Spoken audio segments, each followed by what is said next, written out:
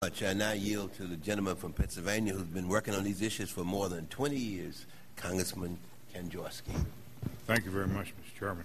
Mr. McHenry made a comment in his introduction review that Bank of America has business relations with 98% of the Fortune 500 companies. And what I want to know is, what are the 10 companies that aren't doing business? I don't know, but it's a very interesting question. Get home and check that.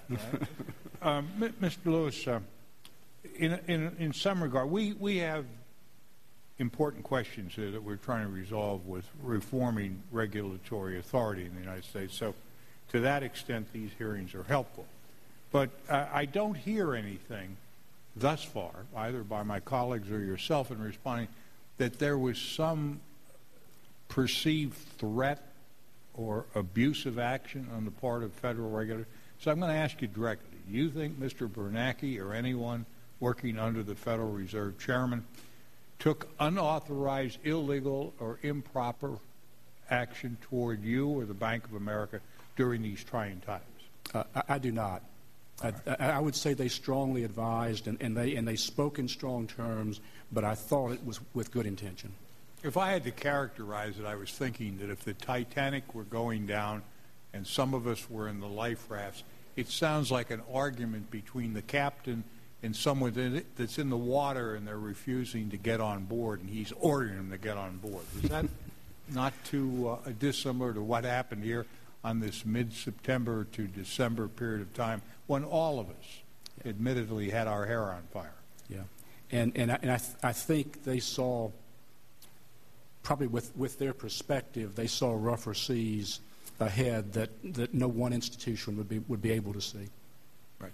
The one thing, because my subcommittee on financial services is charged with looking at the reform of regulation, is there anything that you could see that in, granted, extreme circumstances, such as that weekend of September 15th and the failure of Lehman Brothers and what was happening in the implosion or collapse of the financial system, is there anything that we could do reforming the regulations to provide for faster disclosure? For instance, the 8K requirements that were not carried out precisely in this case, and that disclosures by the company were not necessarily made within the 4 days. I know there's an argument as to whether or not they legally had to or were defined as required.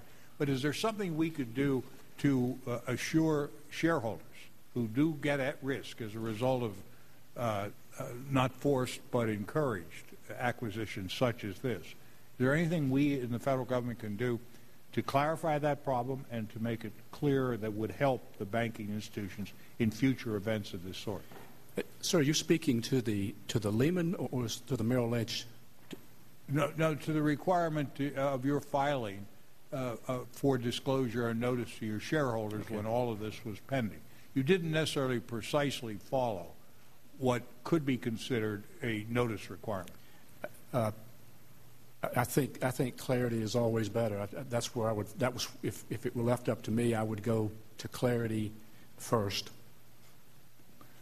So, what would you recommend that we do? Go into that area and declare more disclosure as to what's happening, or how it's happening, or should we put you on the net, or what? No, I don't know.